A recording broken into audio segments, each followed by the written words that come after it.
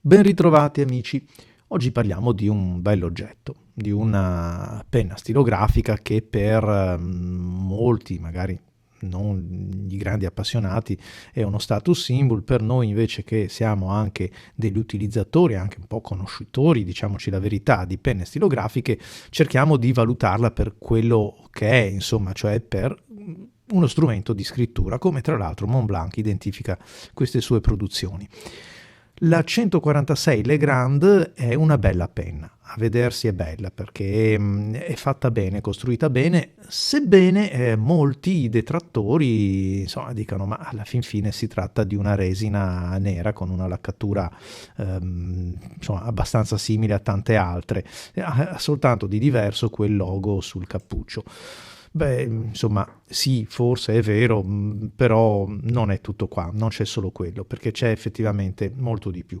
Il molto di più cominciamo ad analizzarlo nei dettagli, per esempio, della veretta, nei dettagli delle clip, nella qualità del pistone, del movimento, perché effettivamente è molto fluido, ben regolato, e soprattutto nella bellezza del pennino. In questo caso un pennino bicolore veramente, veramente molto bello, non che non ce ne siano altrettanti di così belli, però questo è veramente bello, insomma, soprattutto i primi tempi, ogni volta che si svita la penna e ci si appresta a scrivere, lo sguardo è rapito dal pennino, perché le incisioni sono davvero di qualità notevole, sono belle e c'è niente da fare, l'appeal c'è tutto.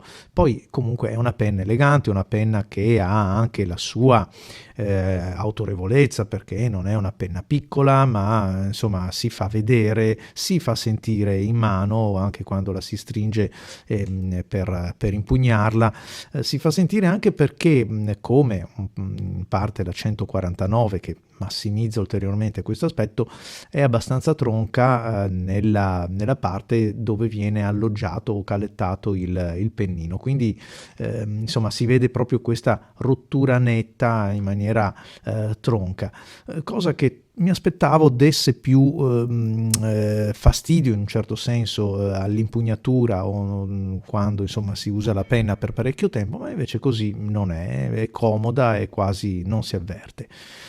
La penna, vi dicevo, è una bella penna, con una varietà di pennini che comunque hanno tutti quanti un'unica missione. Tutto il brand Montblanc sembra proiettato con questo diktat: far scrivere con la massima scorrevolezza tutti i pennini, e quindi rodiature eccellenti, scorrevolezza assicurata quasi con tutti gli inchiostri, insomma bisogna proprio mettersi a cercare con lanternino l'inchiostro che la renda meno scorrevole o che faccia impuntare mai, ma faccia un po' così recalcitrare il pennino, almeno a me non è mai capitato.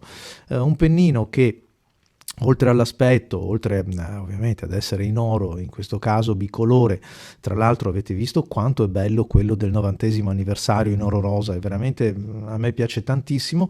Un pennino, vi dicevo, che comunque resta un pennino abbastanza rigido negli esemplari moderni, insomma non ha doti di elasticità particolari, però è anche vero che è abbastanza disponibile a variare, a dispessire un pochettino il tratto quando si esercita una certa pressione senza dover spaccare per forza i rebbi, insomma tutto nei limiti della normalità. Il tratto si ispessisce e dà un po' di corpo, e quindi è bello, c'è anche una lieve variazione nella calligrafia, quindi bello per quello. Tendenzialmente i pennini che ho provato sono dei pennini un pochettino sovrabbondanti rispetto alla misura dichiarata. L'F sembra un F+, il medio sembra un medio+. Però questo non è sempre vero, non è sempre così, perché ho trovato altre volte dei pennini su penne che mi hanno fatto provare magari in qualche negozio oppure qualche conoscente che ce l'ha, dei pennini invece molto più rigorosi a quello che era il dato di targa. Quindi non è detto, però preparatevi che potrebbe essere così.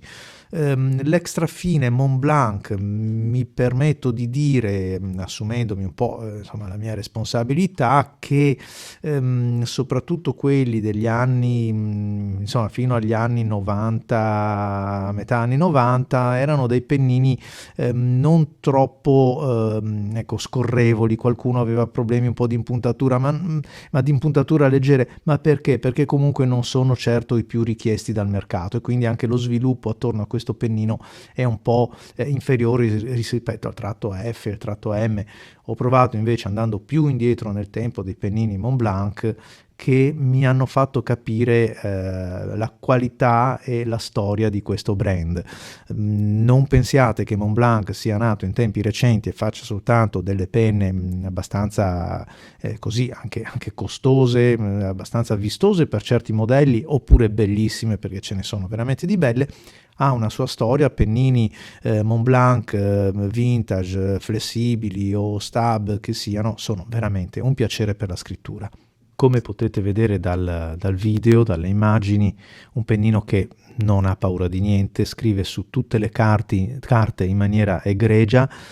A me personalmente è piaciuto moltissimo con gli inchiostri Montblanc, non con tutti, ma quantomeno con il Midnight Blue che avete visto nella prova, anche il Royal Blue, e poi mi è piaciuto anche con gli inchiostri della Graf von Faber-Castell, in particolare il verde oliva, il nocciola, inchiostri che sono belli a prescindere, ma che lavorano molto bene in sinergia con questo pennino.